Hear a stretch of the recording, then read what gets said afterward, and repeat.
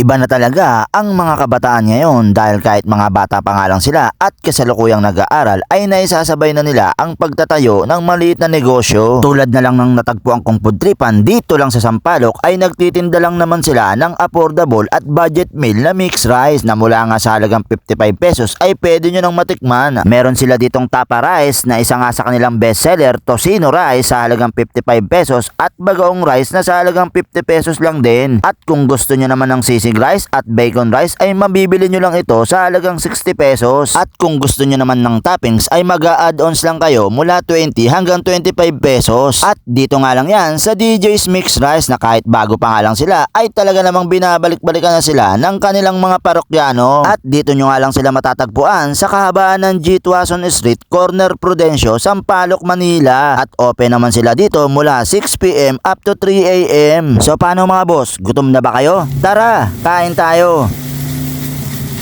So yun mga bossing, at nandito naman tayo ngayon sa G. Tuason Street, Sampaloc, Manila, at may natagpuan tayo ditong bagong pudtripan. So 1 month pa lang sila nagtitinda dito sa kahabaan ng G. Tuason yan. Eto guys, so yung pupudripan natin ngayon. Bali nagtitinda sila dito ng mga mixed rice. So titikman natin kung masasarap yung mga mixed rice nila dito. Bossing! Yo po. Magandang gabi, boss. Magandang gabi po. Pangalan nila? Ako po si Edward. Edward, siya naman po si Dayan. Ano ba yung mga bestseller niyo dito, boss? Nung una po tapa pero nung tumagal, lahat na po Tapa, tocino, bacon, sisig, tsaka bagoong, binagoongan. Lahat na bestseller. Ayun, bestseller nila. Ano nagsimula dito, boss? Actually, nung December 20 lang Magkano naman sir nag-range yung mga mixed rice? Nag-range lang po siya. Actually, 55 po Tapos yung bacon, 60 naman. Sir, may nabalitaan na kayo dito, sir. Yes po. Balita ko, sir, estudyante rin kayo. Opo, actually po. Kakagraduate lang po siya po, lalo na siya, kagraduate na lang po ng bachelor's degree sa PUP. Ako naman po sa PUP rin nung 2019, pero pares po kami nag-aaral ngayon.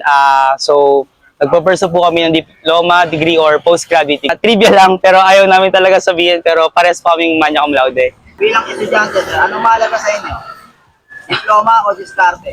Mahirap yung tanong na yan. Pero actually, ang sagot namin dyan palagi ni Dayan, parehas. Diploma, tsaka diskarte. So yun mga boss, eto na. Tikiman time na, titikman na natin yung in-order natin dito sa DJ's Mixed Rice na located lang dito sa kahabaan ng Tuason, Corner Prudencio Street, Sampaloc, Manila. So ito, in-order natin yung isa sa kanilang bestseller, tapa rice na worth 55 pesos. Tikman na natin to. Guys, tikman na natin to, masarap. Sarap ha. Tapos ang maganda dito guys, ang dami ng serving 55 pesos lang yan ha. Gusto nyo mag-add-ons, meron sila dito ngayon yung kanilang chicken nuggets na worth 25 pesos. Tapos yung kanilang spam, 20 pesos. Tapos 3 pieces na siomai. So almost 1 month pa lang sila dito sa Sampaloc.